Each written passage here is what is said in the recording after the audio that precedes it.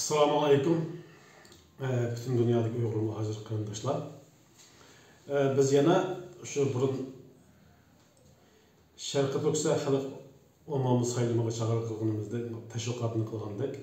Bugün yana davamlaştırıp bunun 3. sanını elip veriyordumuz. 3. san teşvikatımızda mukapatlık sualının Uyghur halkının terbiyeleş ve yaşlarını kozgaçlık kandak rolü var diyen temini söyleyemiz. Birincisi, mukapatlık sualının kandak ehmiyeti var. Mukapatlık sualının dünyadaki başka milletlerinki, devletlerinki misal qaraydigan bolsak, her xil devletlerin özgüçlük, öz halkını terbiyeleydigan yoki halkını ilhamlandıradigan türlük mukopatlık savol javoblar var.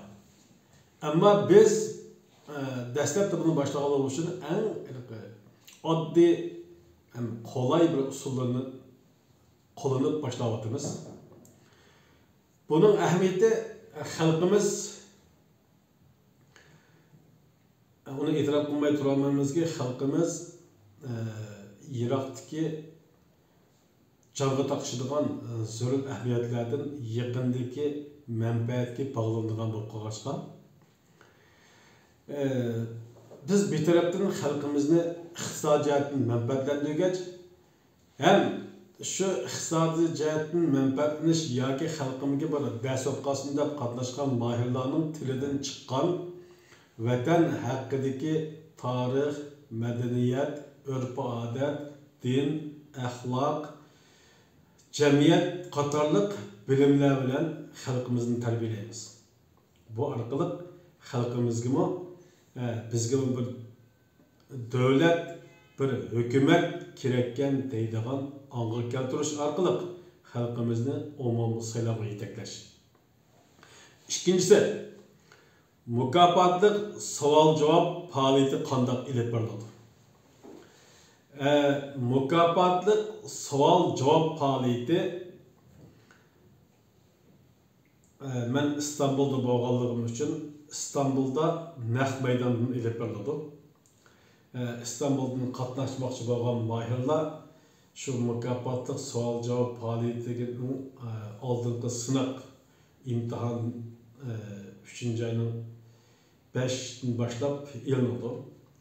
Bununda layaqat bo'lgan kishilardan, mahirlardan 10'dan 15 kishi tanlab epqinib qolgan kishilar qoldiriladi. Chunki bizga universal bilimi yuqori,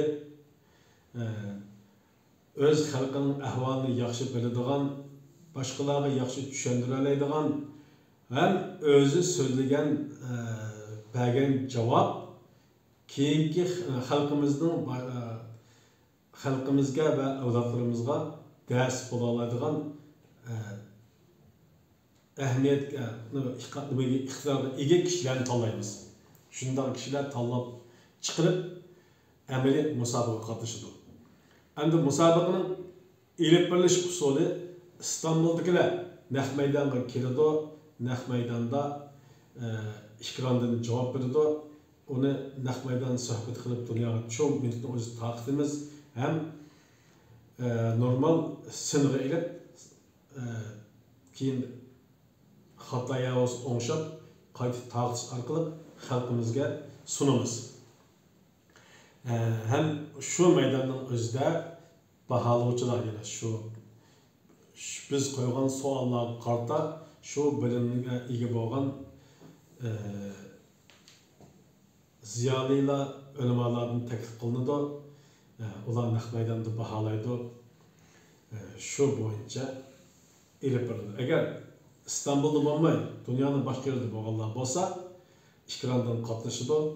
Qatnashganlar bunday aytganda ikram bilan qatnashdi. Birisida biz o mahirning savolimiz bergan javobini anglaymiz. İkincisi de mahirni ko'z tutturimiz.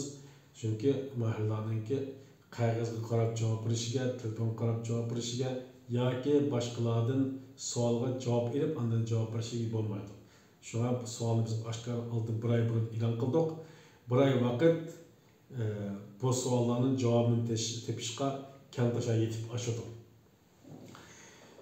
Üçüncüsü, mukofotlik savol-javob faoliyatiga kimlar qatnasha oladi? Bu shartga har qanday bir Uyg'ur tushadi. Mayli u er bo'lsin, ayol bo'lsin, cho'ng bo'lsin, kichik bo'lsin, men mushu faoliyatga qatnassam, mushu savollarga to'g'ri javob berib, mukofotga erisha oladi ekanman. Ham xalqimga men bildigan bilimlarni ekranda anglatish orqali bir ta'lim, tarbiya ders beradigan deb o'ylagan cho'ng xonimlarimiz bo'lsin yoki kichik qizlarimiz bo'lsin yoki cho'ng bovoy yoki cho'ng qirol yetgan erlar bo'lsin yoki yosh o'g'illar bo'lsin, hatto o'smirlar ichidami bu savollarga javob berish qobiliyatiga ega bo'lganlar qatnashsa bo'lardi. Yosh cheklamasi, jins cheklamasi qo'yilmaydi. Endi 4-chi, mukofot sommasi qanchalik va u qanday taqdirdi? Mukofot sommasi hozircha Turkiya lirasi 25 ming TL. Buni biz Amerika dollariga aylantirib, birinchi, ikkinchi mahiraga dollar mukofot beramiz. Birinchi chiqqan mahiraga 500 Amerika dollari, ikinci çıkan iki mahirga 150'den 300 Amerika dollari qolganlarga TL beramiz.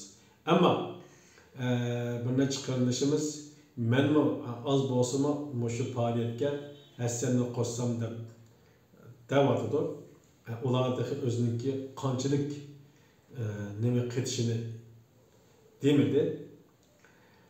Agar ular neslik pul qatgan bo'lsa, mening bu faoliyatga qatgan 25 ming TL puldan ep qolmasdan ularning pulini mushunga qetib mahirlarga berilgan pullar birinchi mahirga o'zgarmasimi, ikkinchi, uchinchi, to'rtinchi mahirlarga pul biraz ko'proq qetib berildi. Demişqa desa, bu ekranga chiqib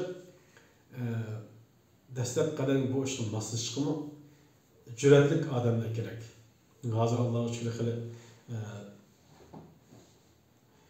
doktor derecedeki bilim var arkadaşlarımız hem nurgun dava katlaşan Pidaye hanım kızlarımızın katlaşığı tizimlattı. Ben bunlardan top kurdum. Topta olar özara bir ügensi bala oldu. Maksat bu halkın terbiyeleş boğanlığı için cevabının kança mükemmel boğunlu.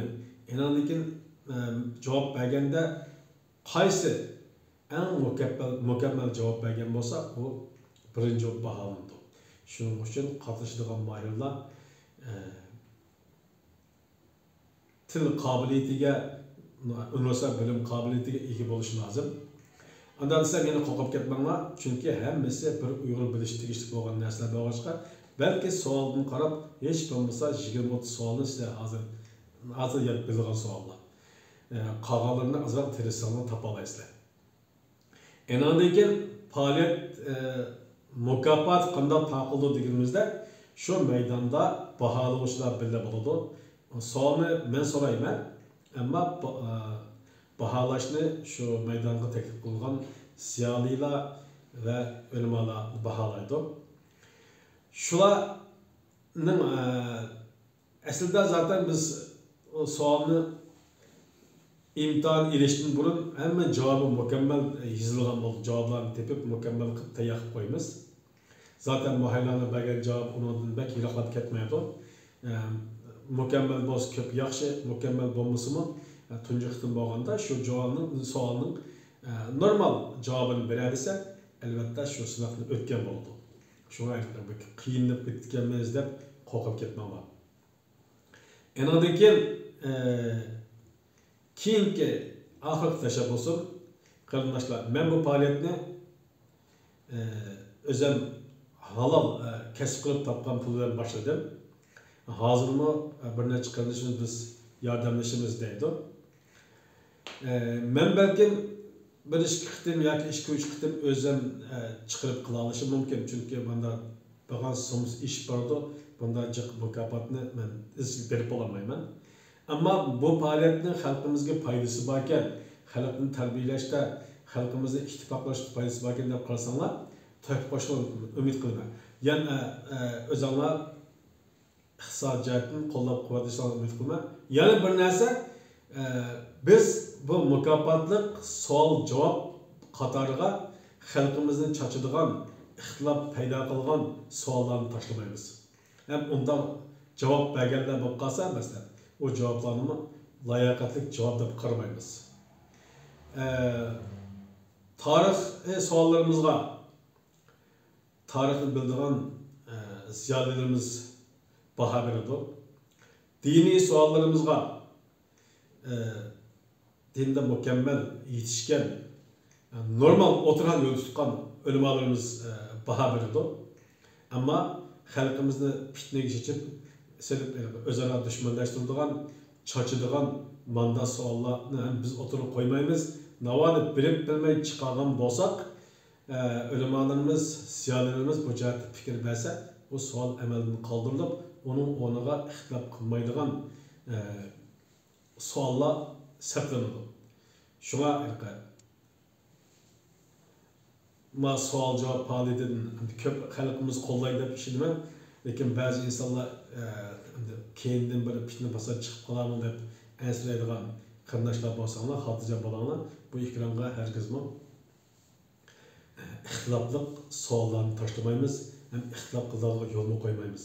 Faqat xalqni ittifoqlashtiradigan, birlikka chaqiradigan, oxirida vatan ozodligiga, mustaqilligiga yetaklaydigan faoliyatlar yapildi inshaalloh. Qarindoshlarimiz hamma xalqimizning hammasining yoki bo'libmi bir qadar bilim yuqori bo'lgan yoshlarning bu faoliyatga yaqindan diqqat qilishini, o'ziga ishongan qarindoshlarning faoliyatga qatnashishini umid qilamiz. Bu faoliyat yolg'iz vatanparvarlik dastur qilmasdan, hatto sizni xalqimizga tanishtiradigan bir sahna bo'lib qolishi mumkin. Shunga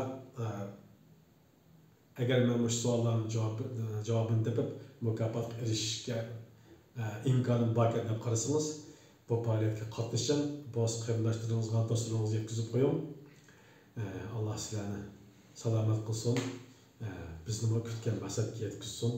Allohga emanet.